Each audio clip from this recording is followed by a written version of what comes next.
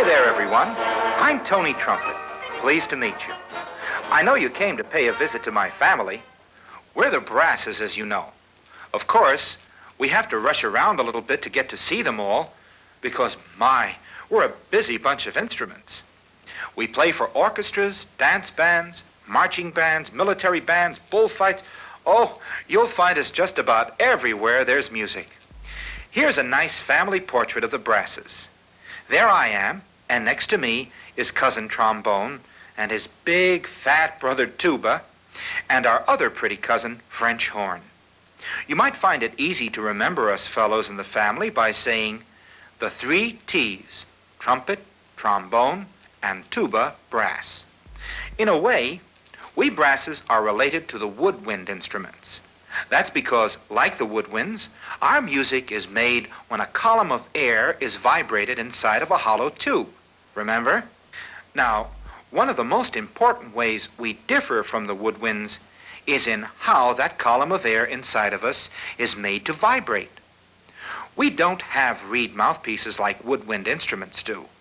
Our mouthpieces are made of metal and shaped like very small bowls or cups. In a woodwind, the player puts the reed between his lips to set it vibrating, and it is the vibrating reed that starts the air column vibrating too. In a brass instrument, the player puts his lips right into the mouthpiece. By blowing his breath hard against it, he causes the mouthpiece to vibrate, and this, in turn, sets the air column inside into motion. Another important difference between us and the woodwinds is that we brasses don't have any air holes.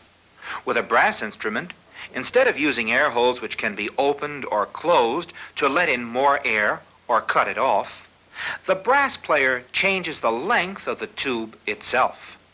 He does this by using valves. These valves shut off or open extra sections of a brass instrument's tubing so that the player can change the notes it produces simply by pushing down or releasing the valves with his fingers. I wish I could say that playing us brasses is easy, but it's not at all. To become a really good brass player, you have to have strong mouth and lip muscles. It takes a lot of hard work and practice to build them up. In fact, if a brass player hasn't played in a long while, he must take the time to rebuild them in order to get back his lip, as brass players call it. Breath control is important, too. Too little or too much breath at the wrong time can spoil a piece of music very easily. Cousin French Horn is a perfect example of what I mean. He's got one of the loveliest tones in the whole family, thanks to the beautifully shaped bell at his far end and the many twists and turns in his tubing. But he's a very temperamental fellow. Even in the hands of a real expert, the tone of a French horn can act very much like a soap bubble, breaking and disappearing just when it's most beautiful. There are usually 4 French horn players in a symphony orchestra, and they are all specialists. The horn soloist is usually chosen because he can play with a larger and more beautiful tone than the others. He's also the one who, with one of the other horn players, handles the playing of the difficult high notes. The other 2 players take the low notes. These 2 men need even more wind than the soloist and his partner because low notes take a great deal of breath. In fact, the French horn is so hard to play that one player trying to do both high notes and low notes would soon become exhausted. Here's how Cousin French Horn sounds. Listen.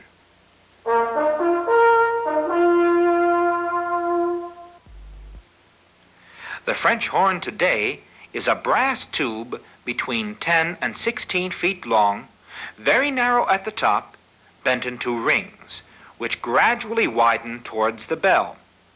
It is blown through a cup-shaped mouthpiece made of brass or silver. The sounds are controlled by the player's lips and the pressure of his breath. When a distant, muted sound is desired, the fist is used as a mute, closing off the sound coming from the open bell.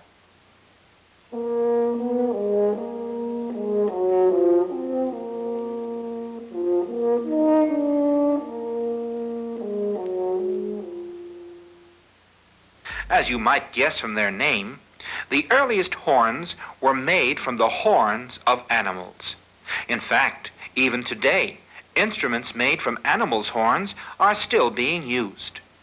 The best known of these is the shofar, or ram's horn, which is sounded during the Jewish festival of Rosh Hashanah to mark the coming of the new year. Listen.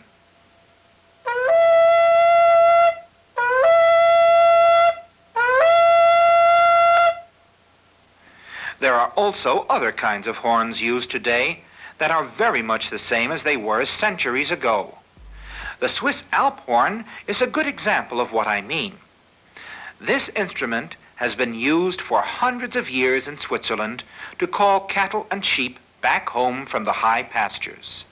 The Alp horn has a metal mouthpiece something like mine, and many people think of it as a brass instrument, even though it's made mostly of wood. Here is an Alp horn as it would sound high in the mountains, calling the flocks back home.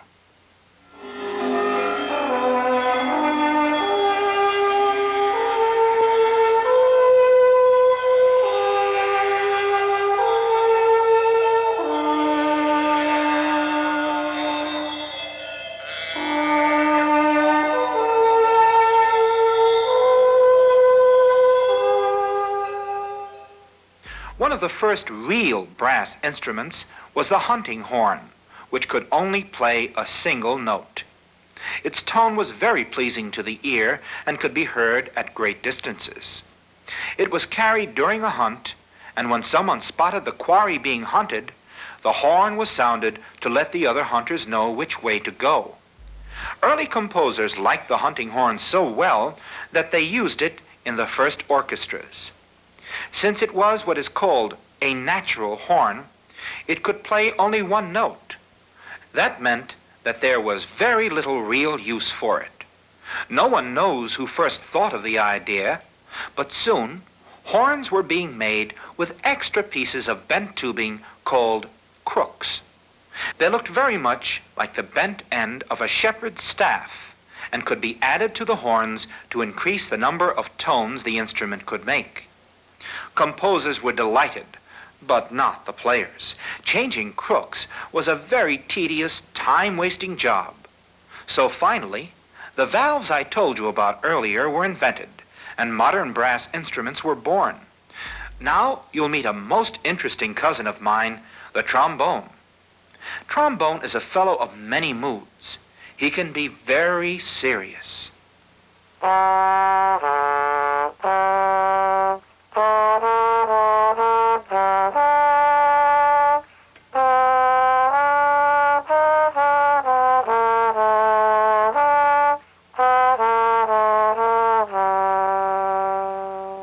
When trombone is marching along in a military band, listen to how he enjoys himself.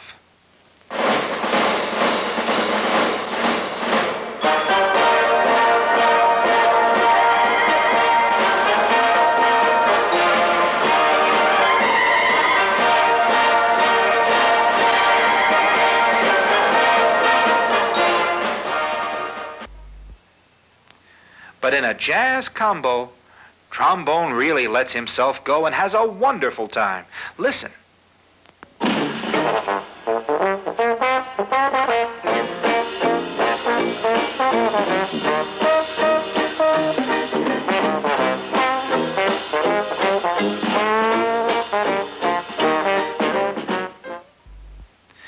Trombone's a nice enough fellow, but he's not really much like the rest of the family.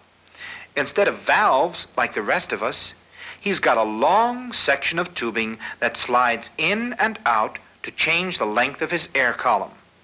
This slide, as it's called, changes his tone just like the valves change mine. But there is an important difference.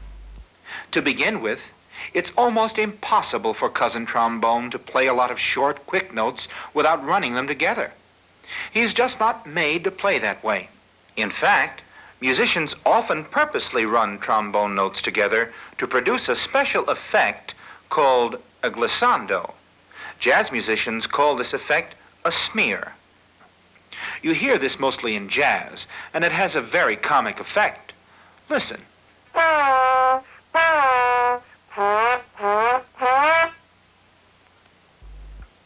This is what is called a mute. The player puts it into the bell of the trombone, just as the French horn player uses his fist in the bell of his instrument, and for the same purpose, to change the loud, bright sound and make it muted and distant for special effects. All of us smaller brass instruments can be equipped with mutes too.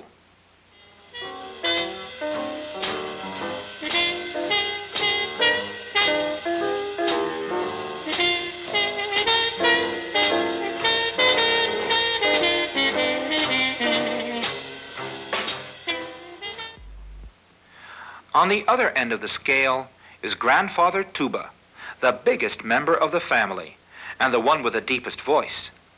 He gets his name from ancient Rome. But when the Romans spoke of a tuba, they meant a straight trumpet-like instrument made of bronze. Grandfather Tuba plays the lowest bass notes in the brass section, and he can play loud enough to be heard even when the rest of the orchestra is playing full blast. Even with his valves, he can't play too many different notes, but he comes in 3 sizes, called tenor, bass, and double bass, so that composers can make full use of his special abilities. One composer, the great American bandmaster John Philip Sousa, found that even the biggest tuba wasn't big enough for him. The marches he wrote were meant to be played by a very large brass band, often in outdoor concerts. No matter how hard his poor tuba players worked, they were often drowned out. They could compete in an ordinary orchestra, but not in Sousa's big brass band. Finally, one of his tuba players built a special, large-sized tuba with a huge bell 2 feet wide. It was very heavy, and it took tremendous lung power to play, but it did the job very well. Its inventor called it the sousaphone, and it's been part of American brass bands ever since. Listen.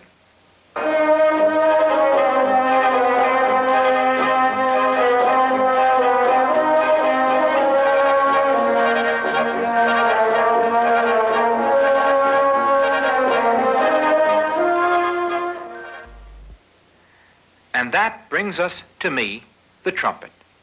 I'm thought to be a very handy fellow, and I'm used for all kinds of music. I've been around for a long, long time. As I told you, the Romans had trumpets of bronze, and as a matter of fact, trumpets are often mentioned both in the Bible and in ancient Chinese history. These early ancestors of mine were long, straight, or sometimes curved tubes, and didn't really look very much the way I do today. In the year 1876, a musician named Bassett invented a trumpet with 1 valve. This improved the trumpet by making it more accurate without changing the way a trumpet sounds. Before Bassett's invention of the valve, like the French horn, we trumpets too had to have crooks to let us play a variety of tones. Trumpet makers added a 2nd valve to give us even more range. It really helped a lot. Then we got 3 valves and became one of the most important of the brasses. Today, we trumpets are made of brass, and there's just about nothing written that we can't play. But I guess we trumpets will always have a soft spot in our hearts for military music. You see, we trumpets really started out as military instruments, and a close cousin of mine, the bugle, still is a military instrument. Bugle is really nothing more than a small trumpet without valves, and for many hundreds of years, he was an important part of every military operation. Up until the 20th century, armies met to do battle in open fields, charging at each other head-on and shouting battle cries at one another. Between the clashing of swords, the neighing of horses, and the thunder of guns, it was impossible to hear spoken or even shouted orders. When the generals found that Cousin Bugle could be heard through the din of battle, they quickly drafted him into the army, and he's been there ever since. For many years, every army company, especially the cavalry, had its own bugler. His job was to blow signals as well as to play in military bands. These bugle signals were orders to the men. Each one had its own special meaning, which the men learned as they trained. In battle, the bugler rode near the officer in charge, ready to blow whatever signal was needed. Soldiers learned to live by the sound of the bugle. It woke them up in the morning with reveille.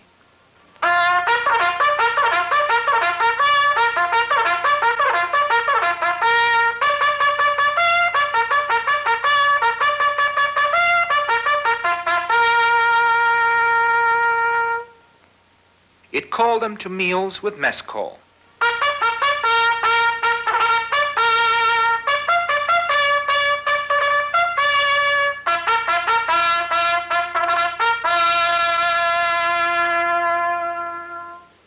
And it lulled them to sleep with taps, sometimes for the very last time.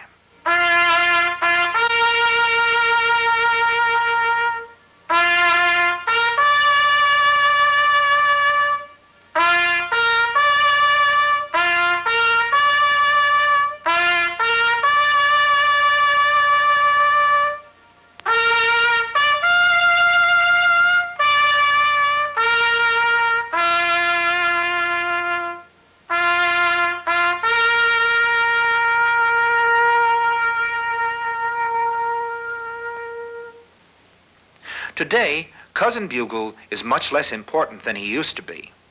Walkie-talkie radios have replaced him in war, and even on many army posts, recordings are used instead of the sound of a live bugler. The rest of us brasses, though, are busier than ever. You are probably used to hearing us trumpets in military bands or in jazz combos, but we are often used in symphony orchestras, too. Listen.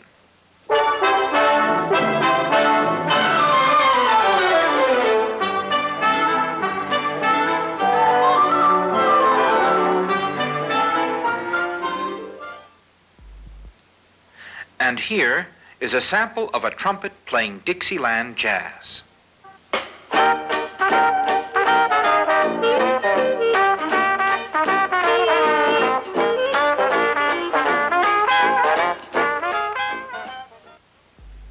Trumpets are used in Spain at the arenas where bullfights are held. The matadors come into the ring dressed in splendid shining suits of lights, marching proudly with their capes over their shoulders, waiting for the bulls. We trumpets sound the salute to them and the call to make ready for the bullfight.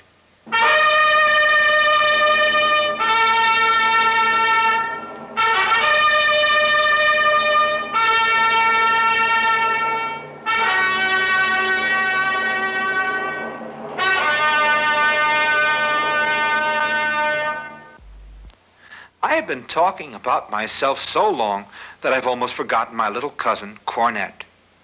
His name really means little horn, but he's really a little trumpet. Cornet has a softer tone than I do, and he takes less wind to play. That's why he's so popular in high school bands. In fact, you can find him in all kinds of bands, and during the 1890s and early 1900s, he was a very popular soloist in brass bands. About the best place to hear all us brasses together is in a marching band or a regular brass band. The drums and woodwinds are there to help us, of course, but we brasses are the real stars. Let me show you what I mean. Listen.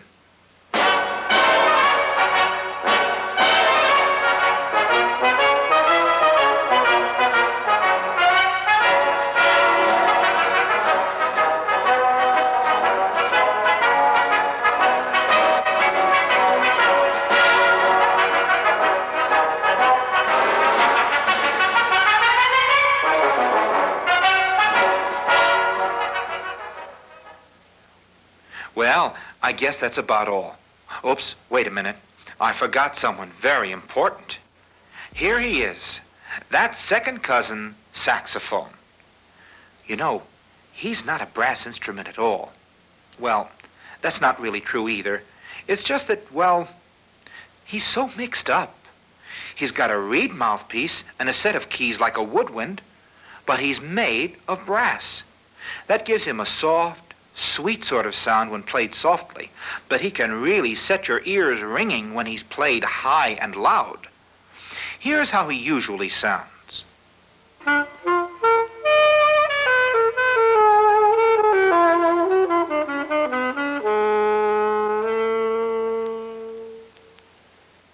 Second cousin saxophone was named for his inventor, the Belgian instrument maker Adolphe Sax. He's one of the most popular instruments in dance bands and marching bands, but a lot of people still wonder whether he should be considered a brass or a woodwind. No matter, he's one of the nicest instruments around, and we're glad to have him in the family.